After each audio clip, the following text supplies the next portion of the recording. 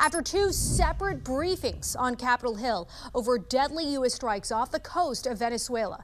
The Department of War says it will not be releasing the video of the follow-up strike on an alleged drug boat that killed survivors to the public, despite lawmaker demands. In keeping with long-standing Department of War policy, Department of Defense policy, of course we're not going to release a top-secret, full, unedited video of that to the general public. As we have covered, the video has been at the center of heated debate over the legality of the U.S. military strikes against boats in the Caribbean. Hegseth there saying the appropriate committees in the House and Senate will see the video. Lawmakers on both sides of the aisle say they would support its release to the general public. They should see an appropriate version of what happened on September the 2nd. I saw it. It was deeply troubling. I think it would have been smart to put the video out. Did they give enough justification as to why they did? I think they did not on that, but I think they gave a pretty good justification of what we're doing, and I think they would have majority support if they requested, we should demand that we authorize. I would vote for it. Many Republicans support the campaign, saying it's saving American lives by preventing drug trafficking. I'm national correspondent Kayla Gaskins in Washington. A new fight is brewing over America's role in NATO. A House Republican is moving to pull the U.S. out of the alliance just as NATO Secretary General warns Europe is facing new threat from Russia.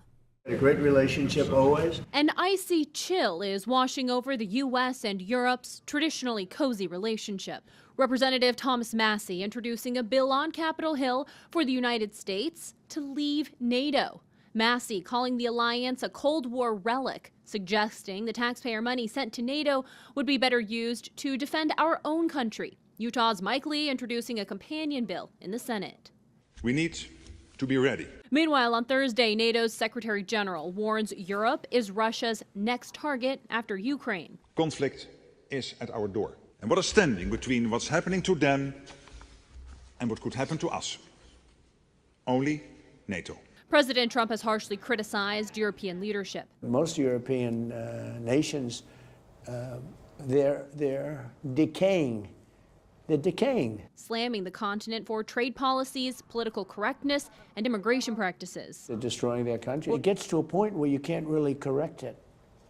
There'll be a point, and it's very close to that point. Politico naming Trump as the most influential person shaping Europe. The first time the distinction went to an American instead of a European. For example, Trump criticized Ukraine this week for not holding elections. President Zelensky promptly responded, saying Ukraine will hold elections in the next 60 to 90 days if allies can guarantee security for a vote. Ukraine also sending the United States a revised peace proposal to bring an end to the war with Russia. European leaders asking the U.S. to visit Europe this weekend for talks. Press Secretary Caroline Leavitt says the White House is skeptical. The president is extremely frustrated with both sides of this war, and he's sick of meetings just for the sake of meeting. He doesn't want any more talk. He wants action. Leavitt saying Thursday, if there appears to be a real chance at peace, the U.S. will send a delegation to Europe this weekend. In Washington, I'm Kayla Gaskins reporting for the National News Desk, America's News Now. President Trump announcing on Truth Social tonight that he's ordering a blockade of all sanctioned oil tankers into and out of Venezuela, demanding the country return all the oil, land, and other assets he says they previously stole from the U.S. The move comes after U.S. forces seized an oil tanker last week off Venezuela's coast, resulting in a buildup of military forces in the region. The White House says they believe Venezuela was using oil to fund drug trafficking and other crimes. Trump also designating the Venezuelan government a terrorist organization. I'm Atra Al-Nashar in Washington. Ukrainian President Volodymyr Zelensky says he and his team are working with American officials around the clock on a potential peace deal. The major sticking points are over territorial concessions and post-war security guarantees from the U.S. and Europe.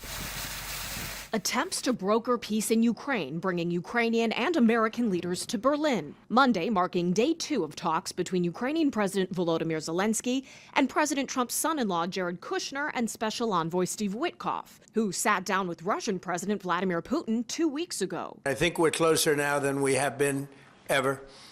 and we'll see what we can do. We want to save a lot of lives. As Russia's invasion could stretch into its 5th year this February, Ukraine is under pressure by the Trump administration to make concessions. Zelensky now walking away from his longtime push for Ukraine to join NATO. It would have been clear how NATO membership could have worked for Ukraine anyway, but from the U.S. side, we have now heard that there will be security guarantees from the U.S. that are similar to NATO's collective defense pledge, Article 5. Nothing is formalized yet, but German Chancellor Friedrich Merz says the security guarantees the U.S. put on the table are considerable and signify distinct progress. I think it's the first time since the 24th of February 2022 we see a real opportunity to pave the way towards peace. The biggest open question remains: how might Ukraine's borders change in order to end the bloodshed? The question of territory is an extremely painful issue for us. I mean, Russia has its own list of wishes. Merz says these talks are bringing the U.S., Ukraine, and the EU closer than they've ever been to a consensus on a peace plan. So it's just down to Russia whether or not we manage to achieve a ceasefire by Christmas or not. When the Kremlin was asked about the hope for achieving a ceasefire by Christmas, a spokesperson said trying to predict a time frame is a thankless task. In Washington, I'm Atra El-Nashar.